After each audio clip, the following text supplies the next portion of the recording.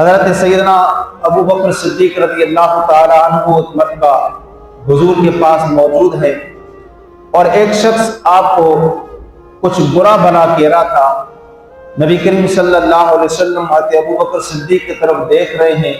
اور آپ مسکرا رہے ہیں۔ نبی کریم صلی اللہ علیہ وسلم آپ مسکراتے ہیں، وہ شخص حضرت ابو بکر صدیق کو برا بنا کہہ رہا ہے، اور جب وہ حد سے بڑھ گیا تو حضرت ابو بکر صدیق رضی اللہ تعالی عنہ نے اس کا جواب دیا تو نبی کریم صلی اللہ علیہ وسلم مجلس سے اٹھ گئے اور ناراض ہو گئے۔ آپ صلی اللہ علیہ وسلم چلے تو حضرت ابو بکر صدیق رضی اللہ تعالی عنہ آپ کے پیچھے پیچھے چلے، حضور سے عرض کی یا رسول اللہ، وہ مجھے کہہ رہا تھا آپ کیوں مجلس سے اٹھ گئے ہیں؟ تو حضور نے فرمایا کہ اے ابو بکر، اگر تجھ پر کوئی ظلم کرے اور تجھے تکلیف پہنچائے، تجھے نقصان پہنچائے اور